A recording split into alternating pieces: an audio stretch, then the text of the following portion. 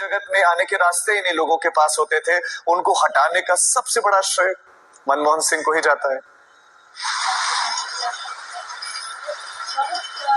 बिल्कुल, सन 91 का वो जो रिफॉर्म था वो कोई भी भूला नहीं जा सकता। और उस समय जो परिस्थितियां थी, जब सरकार गई थी तो देश का सोना गिरवी था। उसके बाद मनमोहन सिंह का बतौर वित्त मंत्री आना और पीवी नरसिम्हा राव सरकार में एक नए पूरी नीति को पूरी तरीके से बदल देना।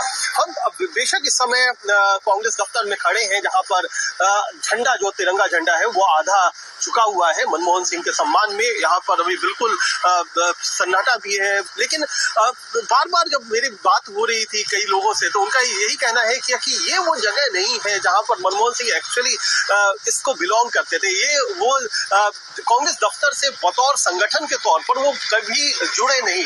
वो बतौर वित्त मंत्री, बतौर प्रधानमंत्री, बतौर राज्यसभा में नेता प्रतिपक्ष तो याद किए जाएंगे। उनके राजनीतिक भाषणों की चर्चा अभी थोड़ी देर पहले हिमांशु कर रहे थे। उनका योगदान निश्चित तौर पर बहुत ही ज्यादा रहा है भारत को इस स्थिति में लाने में, जब हम अपने आप को एक विश्व भर में आर्थिक शक्ति के तौर पर प्रोजेक्ट करते हैं, तो उसमें उनका योगदान कहीं ना कहीं सबसे आगे बढ़ करके आता है। तो ऐसे में बतौर प्रधानमंत्री या बतौर वित्त मंत्री डॉक्टर मनमोहन सिंह की जो कंट्रीब्यूशन है, जो उनकी देन है, वो तो याद किया ही जाएगा। लेकिन सबसे बड़ी बात है कि वो हिंदी नहीं जानते। तो 14 साल का वो लड़का जब विभाजन के समय भारत आया और एक बड़े गरीब परिवार में, जहां पर न तो पढ़ने की सुविधा थी, वहां से बढ़कर देश के प्रधानमंत्री जैसे उच्चतम पद पर पहुंचना और उसके बाद पूरे देश को एक नई दिशा देना, और उस दिशा के आज जो भी हम डेवलपमेंट, जो भी विकास हम देख रहे हैं,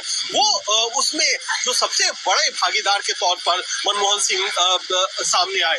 कई सारे नेताओं को हम देखते हैं कि उनकी वक्तृत्व शैली बहुत अच्छी होती है। शायद मनमोहन सिंह के पास वो शैली नहीं थी, लेकिन कम शब्दों में जो वो सटीक बातें किया करते थे, जिनका जिक्र हुआ कि उनकी उर्दू अच्छी थी, हिंदी अच्छी नहीं थी, हिंदी नहीं बोल पाते थे, लेकिन उर्दू उनकी इतनी अच्छी थी कि वो सारी जो उनकी हिंदी की कमी थी उसको पूरा कर लेते थे। अंग्रेजी में तो वो थे ही, दिल्ली स्कूल ऑफ इकोनॉमिक्स में कभी प्रोफेसर भी रहे। तो ऐसा एक व्यक्तित्व जो पढ़ा लिखा, जो समझदार, जिसकी बौद्धिक क्षमता पर कभी शक किया ही नहीं जा सकता है, वो देश के उच्चतम पद पर पहुंचे और देश को एक नई दिशा दे। और आज उसका जाना एक कहीं ना कहीं रिक्तता, कहीं ना कहीं खाली, कोई दौरान एक बड़ी रिक्तता है। कुमार कुणाल, विश्व भर के नेता किन शब्दों में, किन रूप में याद कर रहे हैं, वो भी आपको बता दें, क्योंकि विश्व भर के नेताओं की प्रतिक्रिया आ रही है उनके जाने पर, उनके निधन पर।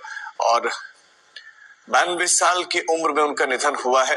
हमेशा से ही वो चर्चाओं में रहे अपने बौद्धिक कार्यों की वजह से, अपने कार्यों की वजह से। हामिद करज़ई ने ट्वीट किया है, भारत ने अपना बेटा खो दिया। ये उनका ट्वीट है पूर्व पीएम मनमोहन सिंह के लिए।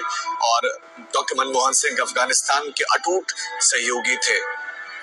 हामिद करज़ई ये शब्द लिखते हैं और उन्होंने परम मित्र उन्हें बताया। हामिद करज़ई जो कि पूर्व राष्ट्रपति अफगानिस्तान के, अब तो खैर तालिबान, लेकिन पूर्व राष्ट्रपति हामिद करज़ई लिखते हैं कि उनके निधन पर हमें गहरा दुख है।